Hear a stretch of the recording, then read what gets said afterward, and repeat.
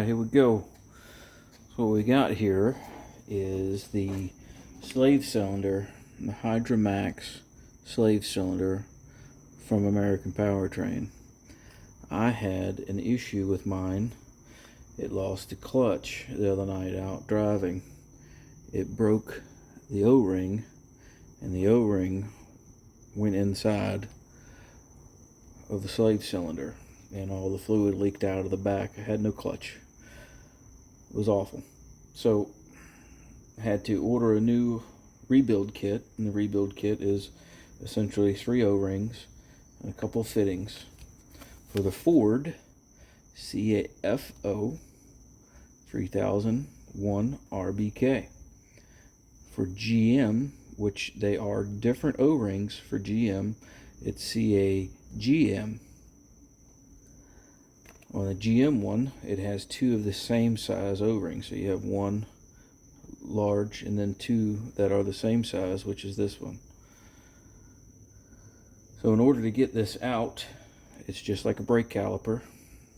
Take this out, you put some air to it, and it pushes the cylinder out. You set that thing off to the side, and your O-rings are inside. You have one O-ring that's in this, and the piston goes in there. And you have one here and one there. And primary, secondary is what I'll call them. So that's it for the rebuild kit. You put your O-rings in, a little bit of lube, and you're back in action. Not much to it. So let's put this thing together.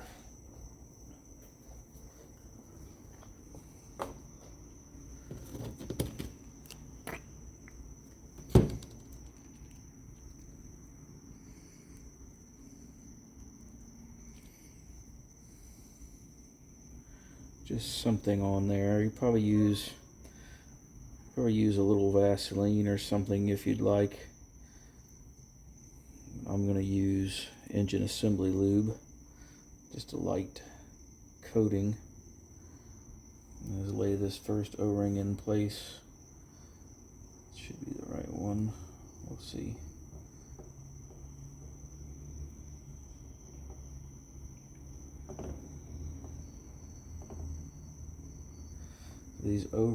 This O-ring kit is pretty expensive for just 3 O-rings and a couple of fittings that you really honestly don't need to replace.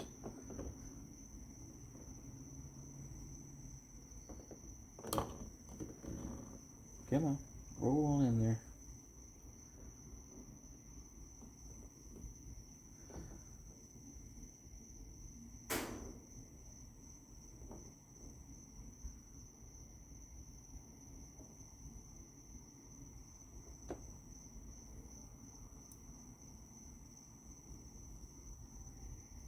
Being a little pain in the butt.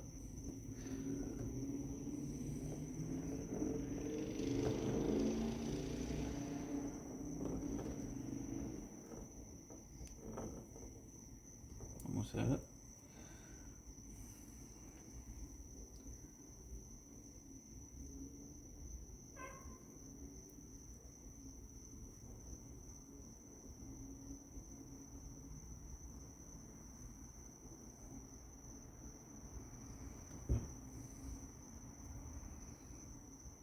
Come on.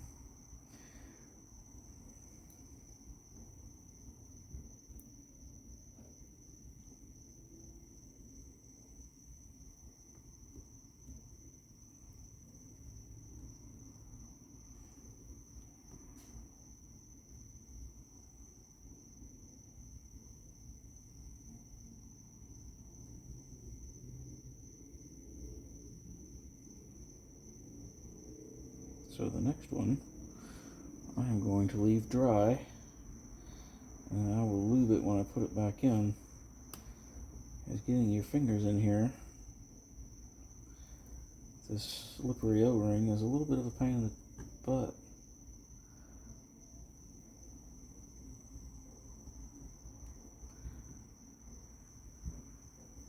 And once you get all your fingers in here, it's kind of hard to see what you're doing.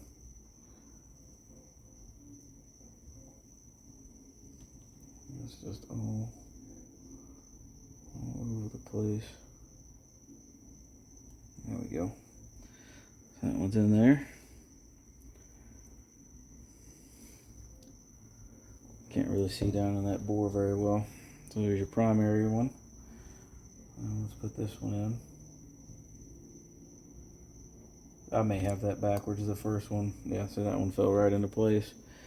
No slickery fingers. So I'm going to put a little bit of lube on that. Just for the initial hit. This stuff will